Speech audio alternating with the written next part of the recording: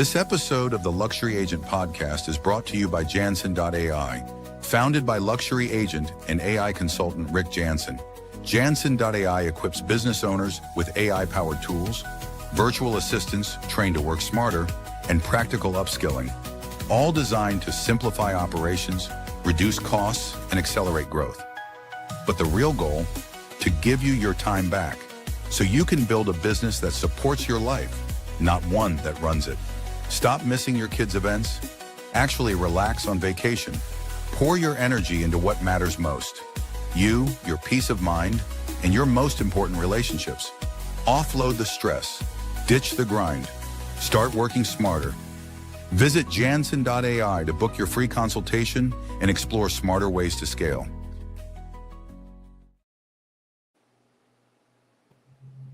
Good morning, good afternoon, good evening, wherever you're tuning in from. My name is Rick Janson with Janson.ai, and I am thrilled to have on as a special guest, Chris Richardson. Chris, welcome. Thank you, Rick. Happy to be here with you. Thanks for the invitation. You're welcome. And Chris, for those who don't know you just yet, can you give us like 30 seconds of why people should pay attention today? Well, hopefully we can share some knowledge from the trench that will be helpful to them, and some perspective for maybe some real estate agents out there that are watching. But yeah, I lead a Sotheby's office here on the central coast of California. We're located about halfway in between LA and San Francisco, beautiful part of California, college town. Wine industry has gone kind of crazy here in a good way. Great downtown, superb California weather. So it's a little bit about where I'm at today and where we work. Excellent. Well, Chris, what are you seeing out there in the market right now for the luxury home seller or the luxury home buyer? Every region's different. Every city's different. What's it like in your neck of the woods today? Yeah, it's such an interesting question that we're all probably getting, all real estate advisors are getting. How's the market? And it's such a broad question. So we've talked a lot with our team about, before you launch into an answer, it's important to kind of ask a few questions and understand what the motivation behind the question is and what part of the market they're talking about. In general, our market here on the Central Coast is pretty solid. I think it's, the fundamental things that you've got to prepare the homes and put a lot of effort into the preparation to get them in, for sale, show ready condition. And certainly, and I think this is true in many markets, you have to really try to wrap your arms and brain around what is the actual fair market price today for this home in the current condition it's in. So my general answer is, if you've done those two things, prepared the home properly and done a good job of getting your arms around the fair market price today, those properties are typically selling, I would say, within 30 days. And if they miss the mark on either of those two, then it's problematic, and you often are finding yourself kind of trying to catch up. And as you know, Rick, that's never a fun position to be in. No, you can never catch a falling knife. Nope. So where you are you finding people are doing move up, move down, or is there sort of an influx, outflux from your area? Well, our market here on the central coast of California is really fueled by the metros to the north and the south. So as I mentioned earlier, we're almost equidistant between San Francisco and Los Angeles. So we see quite a bit of demand from both of those places. Historically, pre-pandemic, it had been, I called it kind of a pre-retirement move.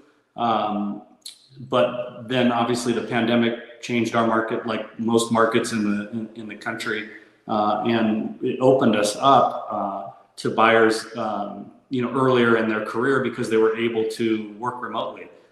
So that's really changed our market. But yeah, we see the demand from the north and the south. We also see demand from the Central Valley. Many times people in the Central Valley have vacationed here in the summers to get out of the heat, and then they ultimately want to move back. The university here has always been a driver for our market as well. Whether it's a parent of some students that attended at some point, or students that went on and moved elsewhere but always wanted to come back here. So that's sort of what drives our market. Excellent. And what, Chris, I'm going to let you brag on yourself a little bit. Why should a homeowner or a home buyer pick you as their agent? Well, I think the first thing is I've been in this industry and doing this line of work for about 25 years. I got my license at 18. My dad is still in the business. He's been doing it for nearly 50 years. So I grew up in the business. I was going to meetings, before I was 10, and just listening and absorbing and looking at houses and trying to pick up little nuggets of things that I could understand at that point. And then, got my license at 18 and started working with him through college, and then went away and did a few other things. So I think experience is really probably the main driver.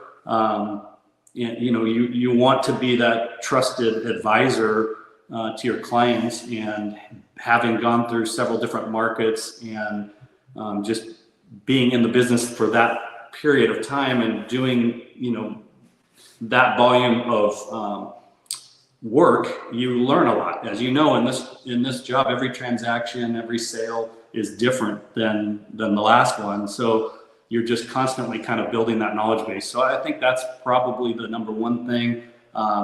We are grateful to be part of the Sotheby's network, and certainly grateful to be part of the Realm network. So I think having those network connections is to leverage, like we're doing here, and that's how we met, through the Realm network. So I think that's another factor.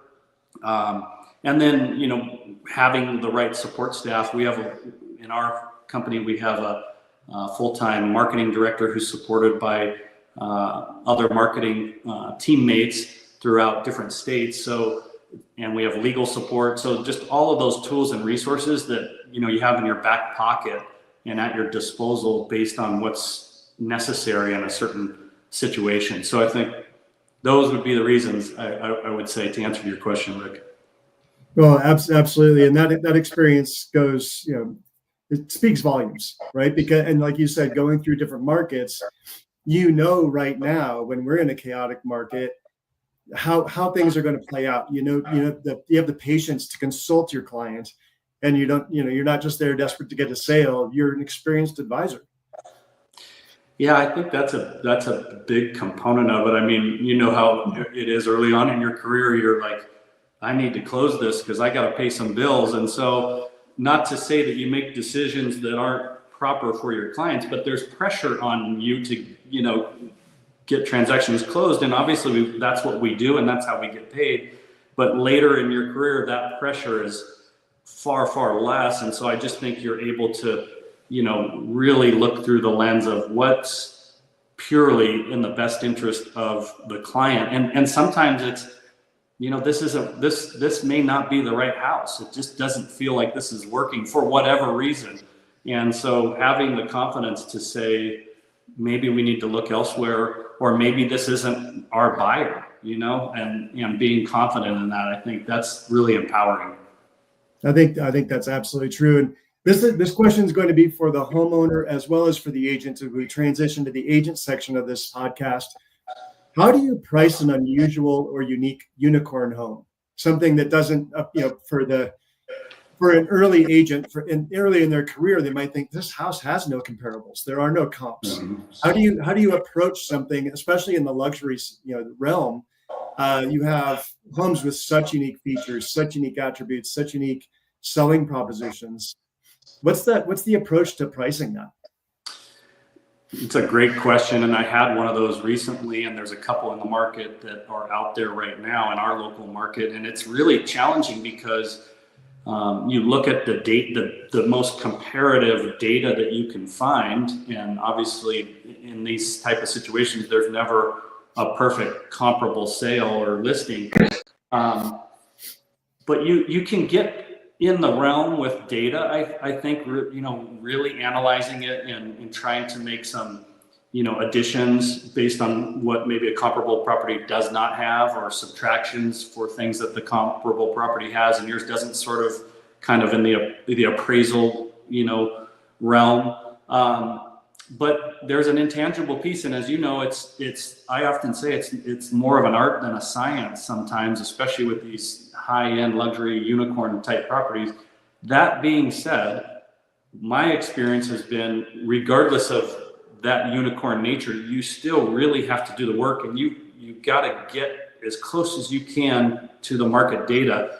The one that I had that I mentioned, we came out a couple $1 million higher than where we kind of felt like the data was. But again, it was a unicorn, and it was just in the heart of one of our probably most prime time location, not on the ocean, in the valley around vineyards, had water, had grapes planted on it. And we came out a little bit higher, and there was a lot of interest, but no offers. And it ultimately sold a little bit south of where we had analyzed it.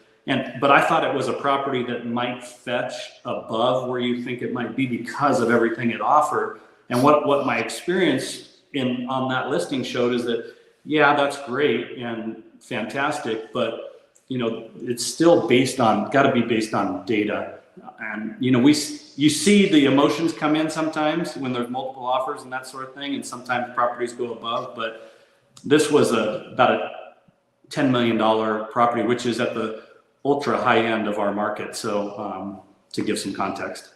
Yeah, and that you bring up an interesting point, which is one of the most common things I hear, at least in this market right now, is this is what I need to sell it for.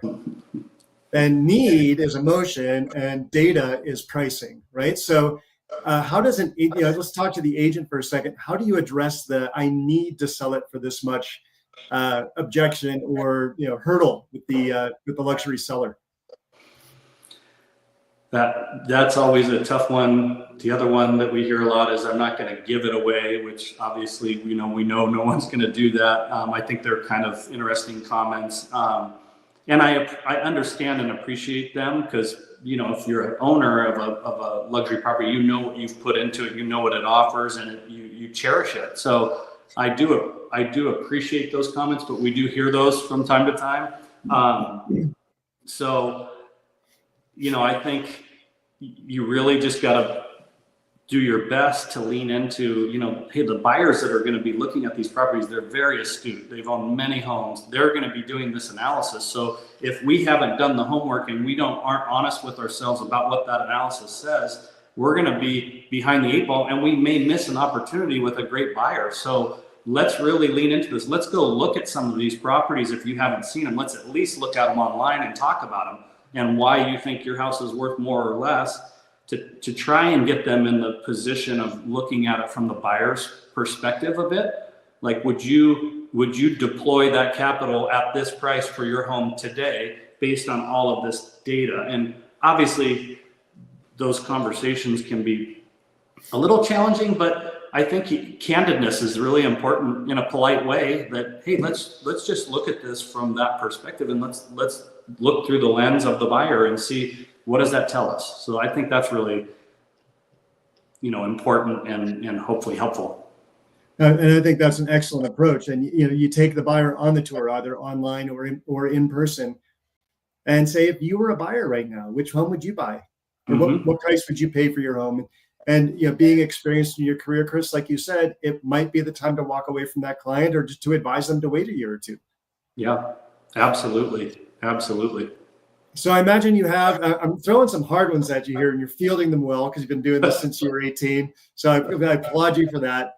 Here's another one that agents come across is, hey, I own at 3%. Why should I buy at 6.5%? The rate lock situation. I'm sure you've been dealing with that for a couple of years. What's your advice to agents on that? Well, that's a big one, because that's a dramatically different interest rate and payment. But I think it really comes down to, like, what are the needs for you and your family? I mean, are you at a situation where you need another bedroom, or you need a bigger backyard, or you need to be in a different location? I mean, so I think, I love the saying that you marry your home and date your mortgage, and maybe that's cliche or played out, but I think it's such a great one, because if you have a need for your family, then I think you should focus on that part and do the best you can at that time, and then monitor the markets. But it's a really tough decision when you've got that interest rate. So if there's not a high motivation to make a move for some other reason, it's a tough hurdle, and in many cases it may not be you may not be able to clear that hurdle, and it may not make sense for that seller to go make this move right now. May push them to do a remodel or an addition or something. But so it's a significant factor for many people today, for owners. Yeah, and people are tapping into that equity and putting on an addition. But I like what you said there, which is kind of future pacing someone. What would this move do for you, right? And get them seeing, like, okay, a year from now, if you're in a bigger house, or if you have a fourth bedroom, or if you have the bigger yard, or if you're closer to work, what does that look like for you? What does that do for you? And have them envision that, because they're going to have a higher payment most likely, and see if that's worth it for them. Yeah. Chris, with all that you're running, with all that you do, are you using artificial intelligence? Are you using assistants, virtual assistants? How do you manage your time?